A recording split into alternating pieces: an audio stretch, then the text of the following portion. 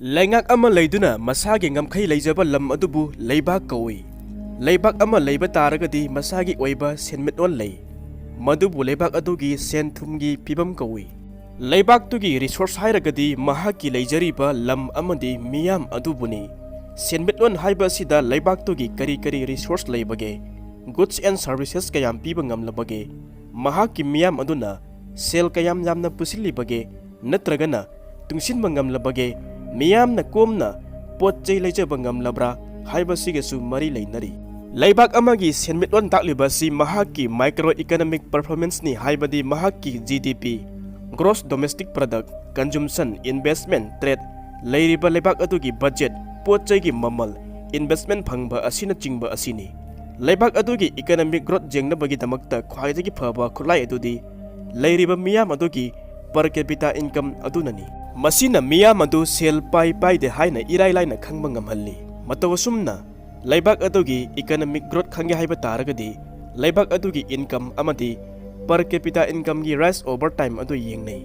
Leibak amagi economic growth haiba si apiba matam amagi manungda saukhalakpa economy adubuni. Matawasum dauna leibak amagi economy asi nainabada recession haiba wahi amasu thengnei. Haibadi leibak adugi economic activity da maning hanba decline haiba matam aduni. Economic collapse natragana meltdown natraga sumiyam da bankruptcy leirakpa amadi thabak phangdabagi sangasi aduki matik wanglakpana normal commerce tobada warakpa adubu economy da maning hanba samna phattaba senmitwan kawi. Leibak amagi economy phattaba haibasi consumer sing aduna negative value phangba market aduna pochagi mamal adu negative chalakpa samna consumer sing adugi apamba pot phangba ngamdaba pochagi mamal aduna atiya pakna wangkhalakpa adubu senthumgi phibam phattaba economy phattaba kawi. Asigumba matam masida sen pusinba hengalakpa economic shock chatpa consumer singi thajaba mangba hek thoki. Masida palliba economic indicator singasi yengba taragadi Manipurgi economy asi sakhulakpa natte maning halakpa natragana senmitwan phattabani haiba warisin pigani. Mamangdagisu hauna economic growth leirakdaba Manipurni thabak phangdaba sufam nompham leitabagi sangasina national unemployment rate oiriba 4% dagi saruk ama hengatlaga 9% da lei. Masi India gi oina thabak phangdabagi sangda khwaidagi henna wangba singi manung challi. Haukhiba sahi tara sida leingakna thabak lobagi changasi aduki matik hanthakhi. Mamangdagisu hauna ing 2004 dagi leingakki sinmi downsizing tawkhibadagi anoba thabak hapada athingba thamdana lakhibana amadi tangai phadana tawdaba yadaba home department gi thabak khara lobana tana mapung oina yengmada thabak irau lokhide haibatai. Masina lepa leitana mahailosan kayadagi puthurokliba lairik hairaba naha mayam ama ngasi mak ngauchatnaraga leiba takhi. Lairik hairaba naha kaya amada chunaba thabak pikhibagi mami amata takhide. Naha singi oiba thabak sinba ngamdaba amadi atei sinpham singdasu changnabagi khudong chaba su sinba ngamdaba asina piklaba Manipur asigi senthumgi phibam masi nongmunongmagi lekha taba haibadu oirakli. Bank kaya mana lanai oina thabak toujaraga haina songthokpasing aduda pukning thaugatning khide. Matam adudagi economy asibu namduna singthanaba machak oikiba senja thumjana namhatlaba khunai ama ngasi phauba oiraga lakli. Senja thumjana chahatlaba khunai asina nongmunongmagi senmitlonda saitheng piba hengalakli. Taxta khomjingadauba senpham kaya amasu namduna manghalli miyamsu lekha tahalli. Drug ki saitheng phanglaba khunai amana masamawu phaba senthumgi phibam asi phagalakpa haibadu oithokte. Crime na yomlaba lekha taraba khunai ama oiraki. Lenga ki scheme kaya amada loan macha pibada mantri MLA sing aduna sanglaba makhut thingjilaki. Haujik mak Manipur asi langi saitheng nangli. Lengak na su tawpham thokpa tawdri.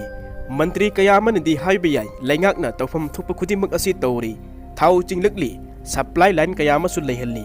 Hangningba wahangdi lambi chatpa yahandaba asibu tawpham thokpa tawribra masigi paukum masi leiba haunade. Aikoigi lengakna tawpham thokpa thabak amatta tawdri. Highway singda maitei sing chatpa yahandre.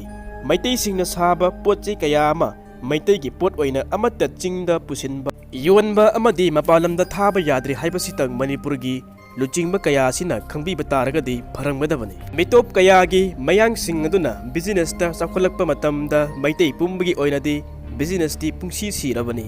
ꯃꯁꯤꯒꯤ ꯆꯩꯊꯦꯡ ꯑꯁꯤ ꯆꯤꯡꯒꯤ ꯂꯩꯔꯤꯕ ꯐꯨꯔꯨꯞ ꯀꯌꯥ ꯑꯃꯁꯨ ꯆꯞ ꯆꯥꯅ ꯐꯪꯂꯤ꯫ ꯃꯁꯤ ꯃꯔꯨ ꯑꯣꯏꯅ ꯎꯈ꯭ꯔꯨꯜ, ꯁꯦꯅꯥꯄꯇꯤ, ꯇꯃꯦꯡꯂꯣꯡꯅ ꯆꯤꯡꯕ ꯃꯐꯝꯁꯤꯡꯗ ꯂꯩꯔꯤꯕ ꯅꯥꯒꯥꯁꯤꯡꯅ ꯑꯌꯥꯝꯕ ꯐꯪꯂꯤ꯫ ꯃꯈꯣꯏ ꯄꯨꯝꯕꯅ ꯏꯝꯐꯥꯜꯗꯒꯤ ꯄꯣꯠ ꯆꯩ ꯂꯩꯗꯨꯅ ꯌꯣꯟꯅꯔꯤꯕꯅꯤ꯫ ꯏꯔꯥꯡ ꯑꯁꯤꯅ ꯃꯔꯝ ꯑꯣꯏꯔꯒ ꯏꯝꯐꯥꯜꯗꯒꯤ ꯄꯣꯠ ꯄꯨꯁꯤꯟꯕꯗ ꯀꯨꯀꯤꯅ ꯈꯨꯟꯗꯥꯔꯤꯕ ꯁꯗꯔ ꯍꯤꯜꯁꯀꯤ ꯃꯐꯝ ꯑꯌꯥꯝꯕꯗ ꯐꯥꯎꯔꯒ ꯆꯠꯄꯅ ꯆꯥꯎꯅ ꯑꯄꯟꯕ ꯑꯣꯏꯔꯤ꯫ ꯀꯨꯀꯤꯁꯤꯡꯗꯤ ꯍꯥꯏꯋꯦ ꯄꯣꯂꯤꯇꯤꯛꯁ ꯑꯃꯗꯤ ꯗ꯭ꯔꯒꯀꯤ ꯕꯤꯖꯤꯅꯦꯁꯇ ꯇꯧꯕꯅꯤꯅ ꯊꯣꯏꯅ ꯋꯥꯅꯤꯡꯉꯥꯏ ꯑꯣꯏꯗ꯭ꯔꯤ꯫ ꯃꯗꯨ ꯑꯣꯏꯕ ꯇꯥꯔꯒꯁꯨ ꯂꯥꯟ ꯑꯁꯤꯒꯤ ꯆꯞ ꯆꯥꯕ ꯆꯩꯊꯦꯡꯗꯤ ꯃꯈꯣꯏꯅ ꯍꯦꯟꯅ ꯐꯪꯂꯤ꯫ ꯁꯦꯜ ꯂꯩꯕ ꯇꯥꯔꯒꯁꯨ ꯄꯣꯠ ꯂꯩꯕ ꯐꯪꯅꯗ꯭ꯔꯤ꯫ ꯃꯄꯨꯡ ꯑꯣꯏꯅ ꯌꯦꯡꯕꯗ ꯃꯅꯤꯄꯨꯔꯒꯤ ꯏꯀꯣꯅꯣꯃꯤ ꯑꯁꯤ ꯏꯍꯣ ꯍꯣꯕꯒꯨꯝꯅ ꯎꯏ꯫ ꯂꯩꯉꯥꯛꯀꯤ ꯇꯧꯐꯝ ꯊꯣꯛꯄꯁꯤꯡ ꯇꯧꯔꯛꯇꯕꯅ ꯃꯔꯝ ꯑꯣꯏꯔꯒ ꯏꯀꯣꯅꯣꯃꯤꯗꯤ ꯆꯥꯎꯈꯠꯄꯒꯤ ꯋꯥꯈꯜꯂꯣꯟ ꯑꯁꯤ ꯂꯥꯝꯕ ꯐꯪꯗꯕ ꯐꯤꯚꯝ ꯑꯃꯗ ꯊꯥꯛ ꯑꯃꯗ ꯂꯩꯈ꯭ꯔꯦ꯫ ꯃꯥꯔꯀꯦꯠꯅ ꯍꯨꯝꯗꯨꯅ ꯄꯨꯗꯕ ꯏꯀꯣꯅꯣꯃꯤ ꯑꯃꯠꯇ ꯃꯥꯂꯦꯝꯗ ꯆꯥꯎꯈꯠꯈꯤꯕ ꯂꯩꯇ꯭ꯔꯤ꯫ ꯑꯃꯔꯣꯝꯗ ꯑꯩꯈꯣꯏꯒꯤ ꯏꯀꯣꯅꯣꯃꯤꯗꯤ ꯁꯦꯂꯔꯤ ꯕꯦꯁ ꯏꯀꯣꯅꯣꯃꯤꯔꯣꯝꯗ ꯆꯪꯁꯤꯜꯂꯤ꯫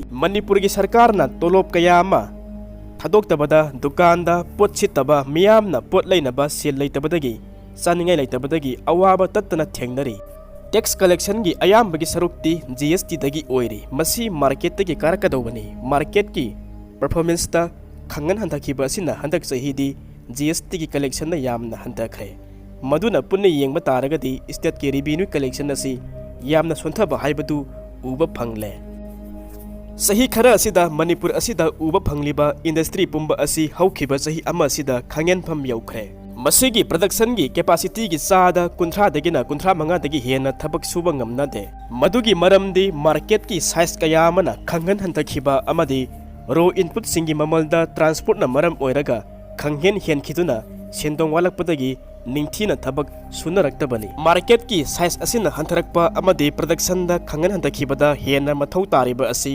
ꯐꯥꯏꯅꯥꯟꯁꯤꯌꯦꯜꯒꯤ ꯁꯄꯣꯔꯠꯅꯤ꯫ ꯐꯥꯏꯅꯥꯟꯁꯤꯌꯦꯜꯒꯤ ꯕꯦꯛꯑꯞ ꯄꯤꯕꯤꯒꯗꯕ ꯃꯇꯝ ꯑꯁꯤꯗ ꯏꯟꯗꯁꯇ꯭ꯔꯤꯒꯤ ꯃꯤꯅꯤꯁꯇꯔꯅ ꯆꯍꯤ ꯑꯃ ꯍꯦꯟꯅ ꯊꯕꯛ ꯁꯨꯗꯅ ꯂꯩꯕ ꯍꯥꯏꯕꯁꯤꯗ ꯃꯅꯤꯄꯨꯔ ꯑꯁꯤꯗ ꯂꯩꯔꯤꯕ ꯏꯟꯗꯁꯇ꯭ꯔꯤ ꯀꯌꯥ ꯑꯃꯗ ꯄꯤꯔꯤꯕ ꯆꯩꯊꯦꯡ ꯑꯁꯤꯕꯨ ꯆꯤꯞ ꯃꯤꯅꯤꯁꯇꯔ ꯑꯃꯗꯤ ꯁꯦꯟꯇꯔꯒꯤ ꯂꯨꯆꯤꯡꯕꯁꯤꯡ ꯑꯁꯤꯅ ꯈꯔ ꯃꯈꯩꯗꯤ ꯈꯟꯊꯕꯤꯕ, ꯃꯤꯠꯌꯦꯡ ꯆꯪꯕꯤꯕ ꯑꯁꯤ ꯆꯨꯝꯒꯅꯤ꯫ ꯉꯁꯤꯗꯤ ꯏꯟꯗꯁꯇ꯭ꯔꯤ ꯀꯌꯥ ꯑꯃꯅ ꯃꯅꯤꯄꯨꯔꯒꯤ ꯃꯤꯌꯥꯝꯗ ꯊꯕꯛ ꯄꯤꯕ ꯈꯔ ꯃꯈꯩꯗꯤ ꯉꯝꯂꯕꯅꯤ꯫ ꯃꯈꯣꯏ ꯄꯨꯝꯕꯗꯁꯨ ꯏꯟꯗꯁꯇ꯭ꯔꯤ ꯀꯌꯥ ꯑꯃꯅ ꯐꯪꯂꯤꯕ ꯆꯩꯊꯦꯡ ꯑꯗꯨ ꯃꯈꯣꯏꯗ ꯆꯞ ꯆꯥꯅ ꯐꯪꯂꯤ꯫ ꯏꯟꯗꯁꯇ꯭ꯔꯤꯁꯤꯡ ꯑꯗꯨꯅ ꯗꯥꯏꯔꯦꯛꯂꯤ ꯑꯃꯗꯤ ꯏꯟꯗꯥꯏꯔꯦꯛꯂꯤ ꯊꯕꯛ ꯄꯤꯔꯤꯕ ꯃꯤꯌꯥꯝꯒꯤ ꯈꯜꯂꯒ ꯏꯟꯗꯁꯇ꯭ꯔꯤ ꯑꯁꯤ ꯍꯤꯡꯍꯟꯗꯕ ꯌꯥꯗ꯭ꯔꯤ꯫ ꯅꯠꯇ꯭ꯔꯕꯗꯤ ꯃꯗꯨꯅ ꯏꯀꯣꯅꯣꯃꯤꯗ ꯍꯦꯟꯅ ꯑꯋꯥꯕ ꯑꯗꯨ ꯄꯤꯒꯅꯤ꯫ ꯅꯥꯀꯟ ꯑꯃꯔꯣꯝꯗ ꯂꯩꯕꯥꯛꯀꯤ ꯔꯤꯁꯣꯔꯁ ꯀꯂꯦꯛꯁꯟ ꯑꯁꯤꯁꯨ ꯁꯥꯊꯤꯕ ꯇꯥꯡꯀꯛ ꯑꯃꯗ ꯂꯥꯛꯄ ꯌꯥꯏ꯫ ꯂꯩꯕꯥꯛꯀꯤ ꯑꯣꯏꯅꯁꯨ ꯏꯟꯐ꯭ꯂꯦꯁꯟ ꯑꯁꯤ ꯍꯟꯊꯍꯟꯕꯗ ꯑꯩꯈꯣꯏꯒꯤ ꯏꯟꯗꯁꯇ꯭ꯔꯤꯁꯤꯡ ꯑꯁꯤꯅ ꯑꯆꯧꯕ ꯍꯥꯏꯕꯗꯨꯃꯛ ꯅꯠꯇ꯭ꯔꯕꯁꯨ ꯈꯔ ꯃꯈꯩꯗꯤ ꯃꯇꯦꯡ ꯑꯣꯏꯅꯔꯤꯕꯅꯤ꯫